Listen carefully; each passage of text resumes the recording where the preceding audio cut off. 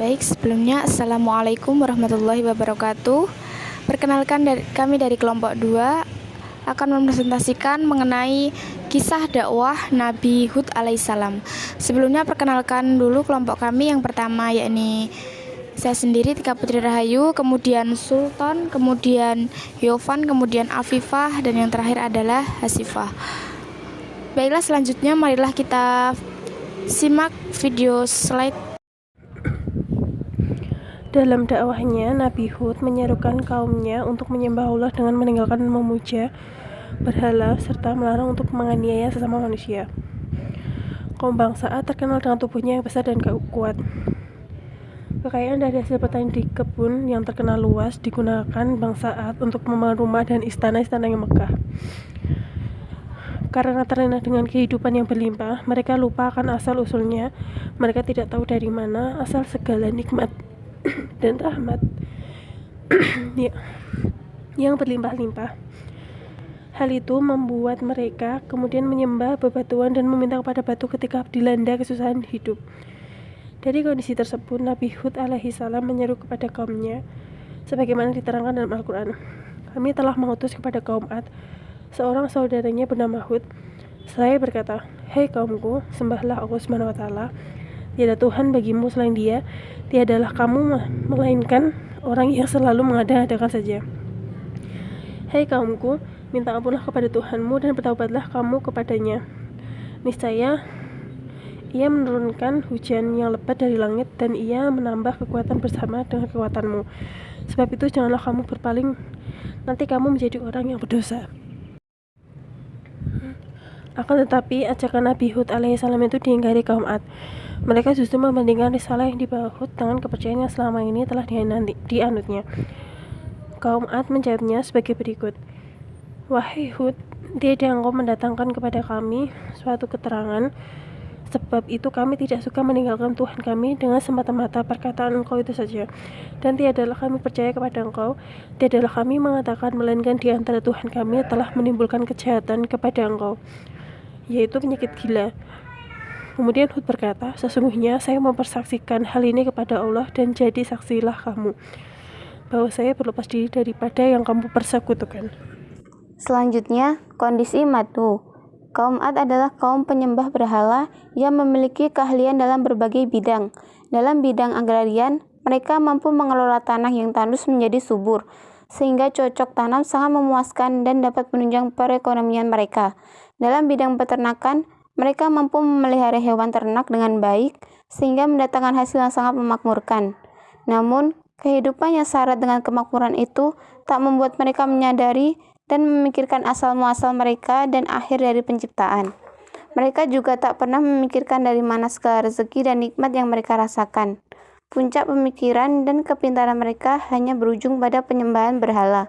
Lebih parah lagi, justru mereka berbuat kerusakan di muka bumi dengan jalan menghinakan orang yang lemah dan menzalimi rakyat jelata. Dalam bidang arsitek, di samping mereka memiliki bentuk fisikal yang besar dan kekar, mereka juga terkenal dengan perancangan, pembangunan, dan tata kota. Mereka membangun gedung-gedung yang kokoh untuk mereka nikmati.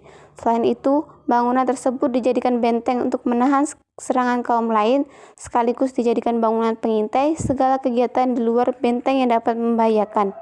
Kaum Ad juga terkenal dengan kepiawaiannya dalam hal siasat perang, sehingga musuh-musuhnya merasa ketakutan dan takluk sebelum berperang.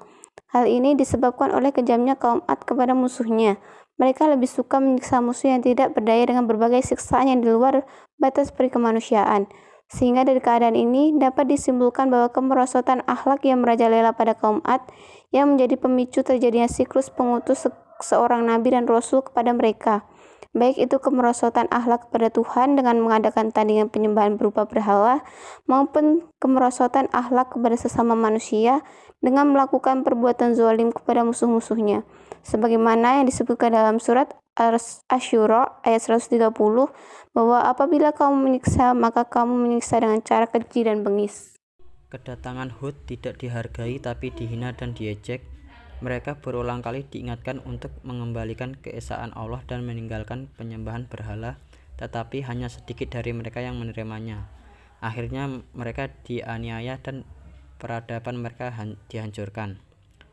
Upaya keras Nabi Hud alaihissalam dalam berdakwah dan mengajak umatnya kaum Ad untuk kembali ke jalan yang benar diabadikan oleh Allah Subhanahu wa taala dalam Al-Qur'an surat Hud ayat 50 sampai 52 dan surat Asy-Syu'ara ayat 128 sampai 135.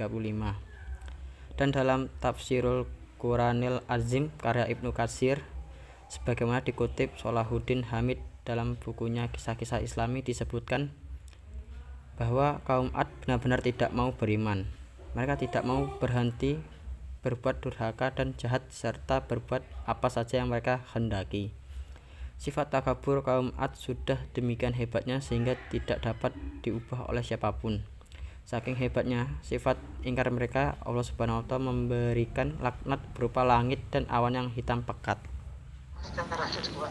Dampak daripada dakwah Nabi Hud alaihissalam yakni bahwasannya Nabi Hud alaihissalam sendiri sering sekali atau bahkan menyerukan untuk kembali ke jalan Allah Subhanahu wa taala, akan tapi kaum Ad sendiri tidak mau untuk kembali ke jalan Allah. Bahkan mereka menganggap bahwa Nabi Hud alaihissalam itu sendiri adalah orang yang bodoh. Mereka lebih percaya kepada patung-patung yang mereka beri nama Samad, Samud, dan Hiro daripada percaya kepada Allah Subhanahu wa taala. Jauh dari perilaku kaum yang sedang didakwahnya, karena tidak diindahkan, maka Allah Subhanahu wa taala sendiri menurunkan azab kepada kaum Ad dalam 2 tahap. Tahap yang pertama yakni berupa kekeringan yang sangat hebat. Kemudian yang kedua yakni angin topan selama 7 malam 8 hari, yang mana angin tersebut memusnahkan kaum Ad yang sangat congkak itu.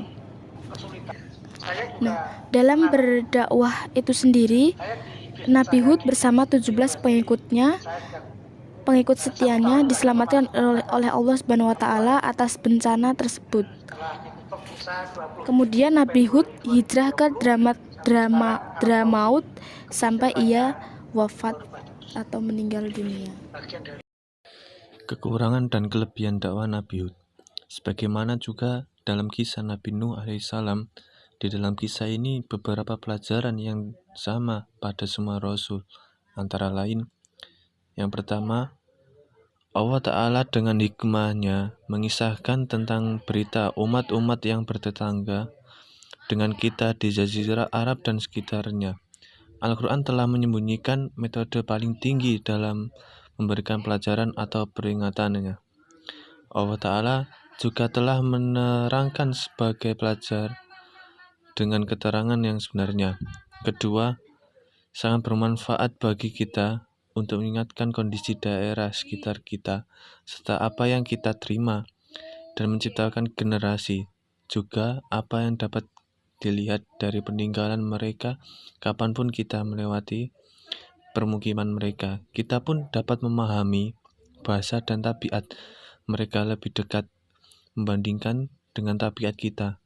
Tentu saja manfaat ini sangat besar dan lebih pantas jika ingat akan memaparkan keadaan umat yang belum pernah kita dengar tentang mereka yang tidak kita kenal bahasa mereka dan tidak sampai pada kita keadaan mereka seperti yang Allah Ta'ala ceritakan pada kita.